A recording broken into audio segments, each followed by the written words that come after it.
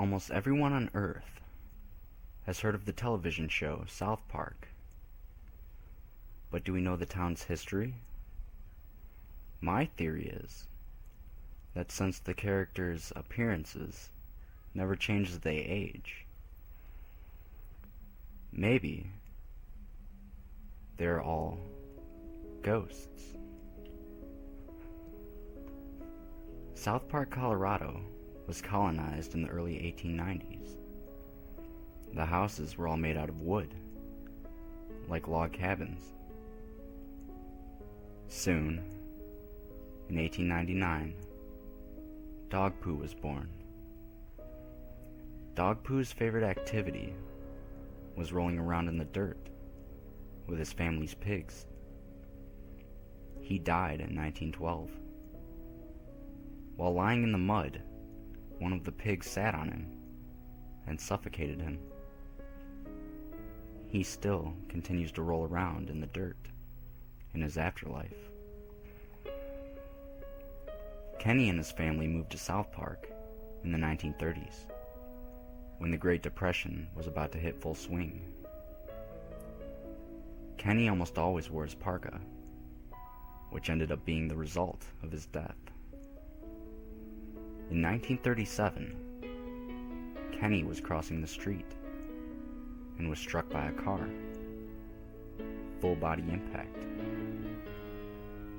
His parka was too tight, so he drowned in the blood he was coughing up. In his afterlife, he continued to get killed. But since ghosts cannot technically die, he was always revived. In 1940, Clyde was born. A year later, Tweek was born. The two boys were very close friends, if not brothers. Their friendship was put to the ultimate test in 1951. When the boys were playing in the woods, Clyde was bitten by a fox with rabies.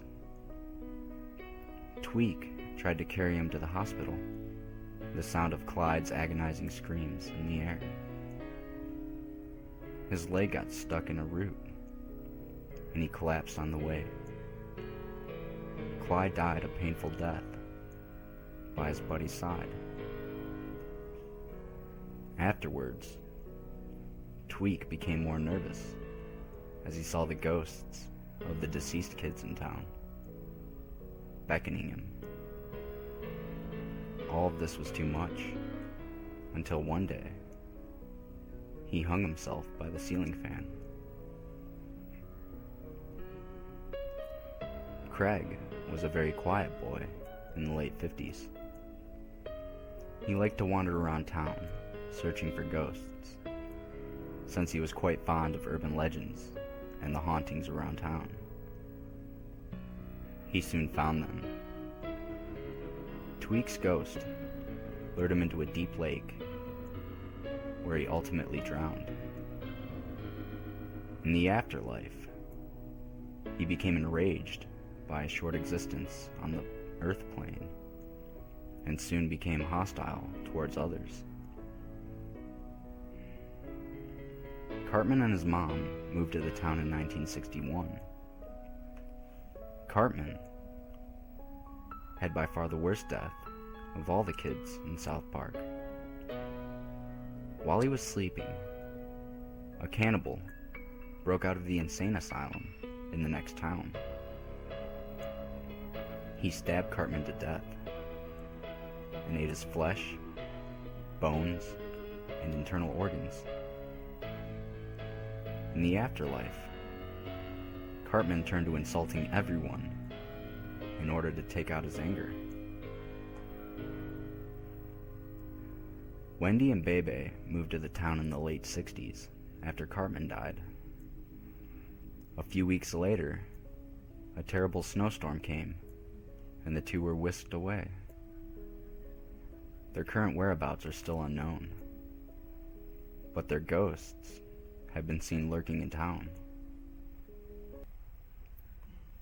In 1973, Stan and his sister Shelley moved to South Park. Shelley was haunted by all of the town's tragedies tied to it. And like Tweak, she became progressively nervous.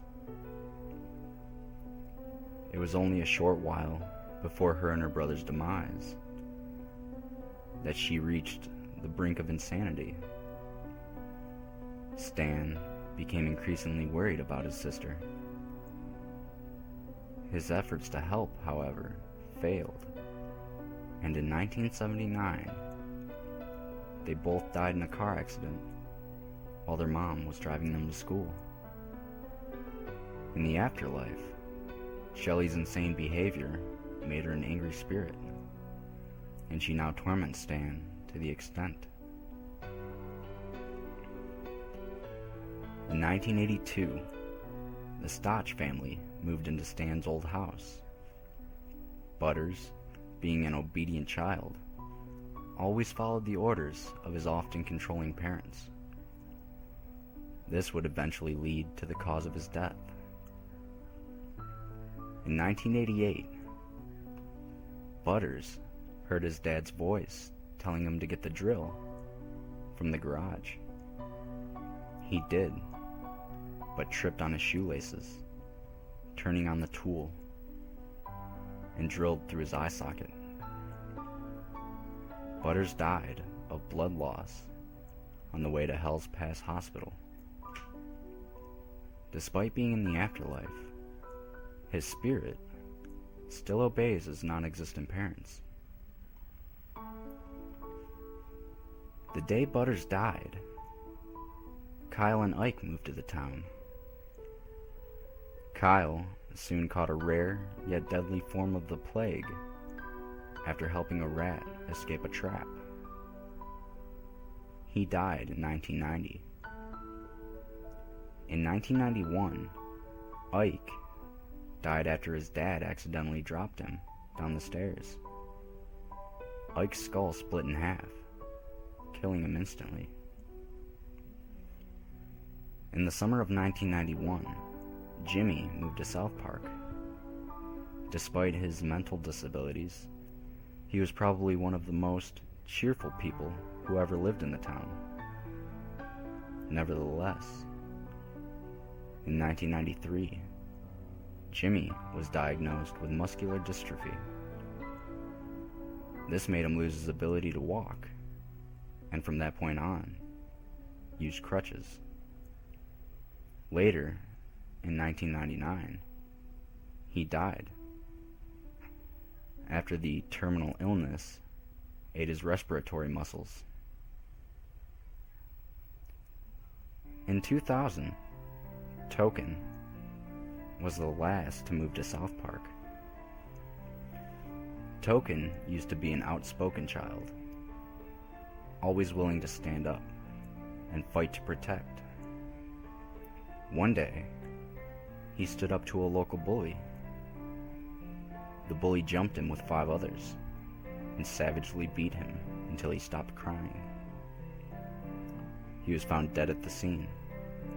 His skull was crushed. In the afterlife, he became withdrawn and began to distance himself from others. Due to all the tragedy tied to the town, it was quarantined by the U.S. military to prevent the future deaths of innocent adults and children. But who knows? With some occasional new people on the show, maybe more deaths are still occurring.